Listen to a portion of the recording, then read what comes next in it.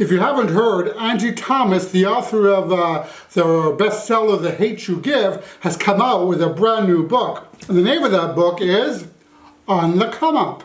Stay tuned for my thoughts on it.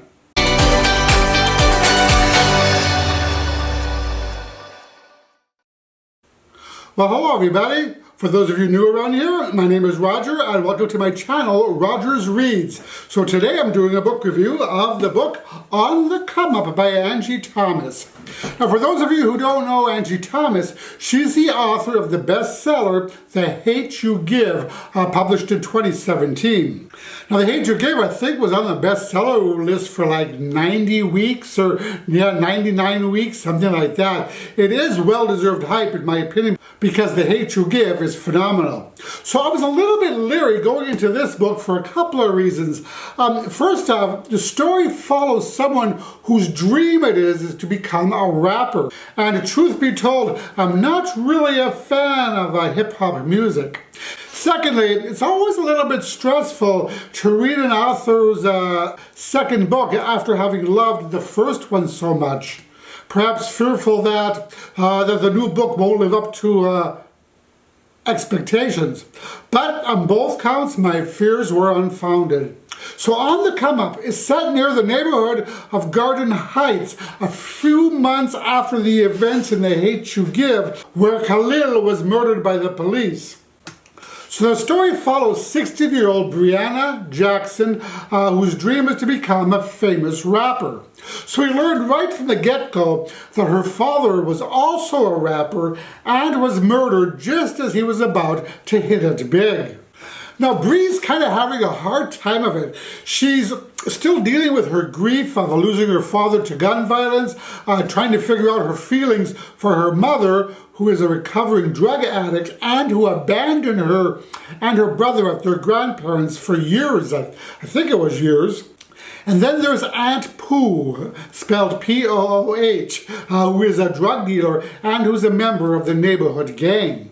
Jay has just lost her job, the family's utilities are being shut off, and food is becoming scarce.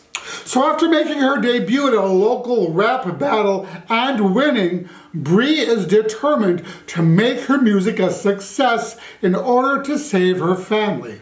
She's determined to succeed no matter what. So things are not only challenging for Bree on the home front, but pretty tough for her at school as well.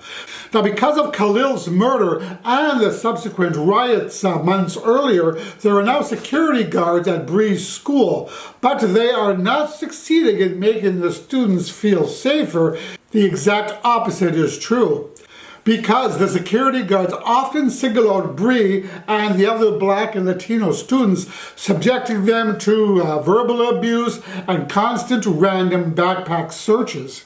In one such incident, the two aggressive white security guards throw Bree to the ground, handcuff her, and unjustly accuse her of selling drugs, though she did nothing to warrant that behavior or that suspicion. Still, she ends up being expelled from school for 3 days.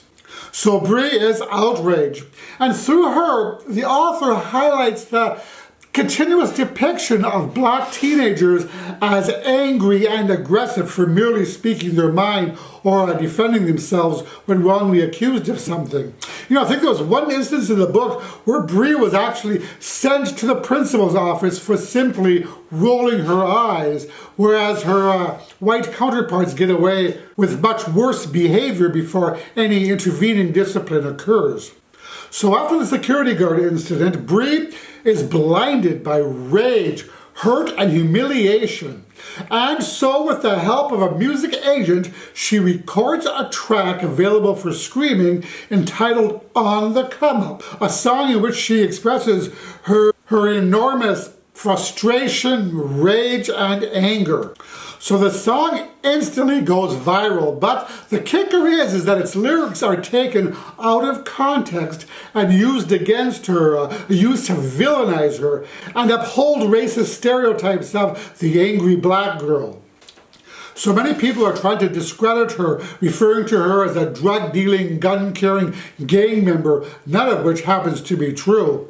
and Bree stands her ground, refusing to be typified as such.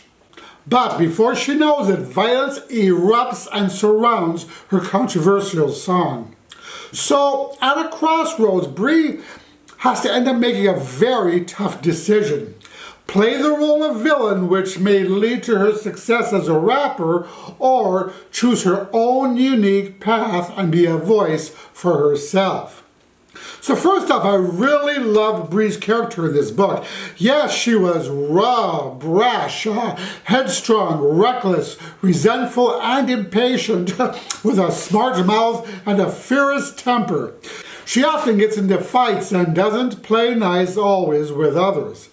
But because of her flaws, she was all the more real to me. And I thought that the author did an amazing job of taking us into the mind of a teen with dreams, hopes, and aspirations, who happens to find herself in some rather challenging circumstances. You know, I can't imagine how I would feel to be in her situation and feel so vulnerable because you have no control whatsoever. I could feel her anguish as she watched her family try to scrape up enough money for food and to pay the bills, watched her aunt get deeper and deeper into street gang life, watched her fellow white and Latino students regularly get targeted by school security, and watched as people just smeared her reputation because of their own racism. So yes, Bree did make several bad decisions, just as we all do when we're teens. Well, not just teens, when we're adults as well. Hell, I'm still making them. But back to Bree. So yeah, because of her positive and negative traits, I felt that her character is exceptionally well developed and expertly fleshed out. I also really liked all the side characters in the book, especially her mom. Jay had gone through and overcome so much in her life, and now she only wanted what was best for her children. I found Jay to be really a resilient, admirable, and determined character that really stood out for me. I also really loved Aunt Pooh, who, though she meant well, couldn't seem to dig herself out of the hole that she kept putting herself into. Both Jay and Aunt Pooh felt like genuine people to me, trying to do their best in otherwise arduous circumstances. But you know what I really found interesting about this book is how the author gives us characters who are drug dealers, drug addicts, parents who abandon kids, and gang members, but does so in a way that evokes empathy on the part of the reader. So these are characters who are typically villainized in most stories, but Angie Thomas explores the reasons they do what they do and how they get stuck the way they do. Why addicts use, why people deal drugs, why young people join gangs, why rappers write the type of lyrics they do, and why parents abandon their children. You know, it's really eye-opening and heart-wrenching, and perhaps first truly understanding a problem rather than ignoring it might be the first step in fixing it. The only characters that I really didn't click with were Sunny and Malik, who were Bree's friends. I don't know, they seemed to lack the depth of the other characters in the book and came off as perhaps a tad bland. They definitely could have used some more development, in my opinion. But all in all, I absolutely loved this book. It was a powerful story about fighting for your dreams even when the odds seem stacked against you. And the book asks what we're truly willing to sacrifice in order to achieve those dreams. It was also about so much more. It certainly dealt with several hard-hitting topics such as racism, racial profiling, addiction, gangs, gun violence, and incarceration, just to name a few. And as usual, the author certainly does not shy away with dealing with tough topics, but she manages to do so with a tremendous amount of wisdom and heart, rendering the story heartbreaking at times, but always engaging. So this is a beautiful, thought-provoking novel with plenty of depth and a huge heart. I was swept up in the story from the first page to the last. In fact, I read this entire book in one day. I just could not put it down. Now, as I mentioned, I was kind of hesitant going in because I am not the biggest fan of hip-hop, and I was fearful that I wouldn't be able to relate to the characters, but I needn't have worry. This was so not the issue at all. The lyrics to the songs actually were awesome, with amazing poetic flow that soon had me under their spell. So yeah, you don't need to be a fan of hip-hop music to be utterly captivated by this compelling, honest book about a high school teen who dreams of becoming a rapper. So this was a solid 5-star read for me. So that is it for my review of On the Come Up. As usual, if you like this video, I'd really appreciate it if you click the like button below. And also considering subscribing to the channel if you haven't. And that way you'll get notified when I release new videos.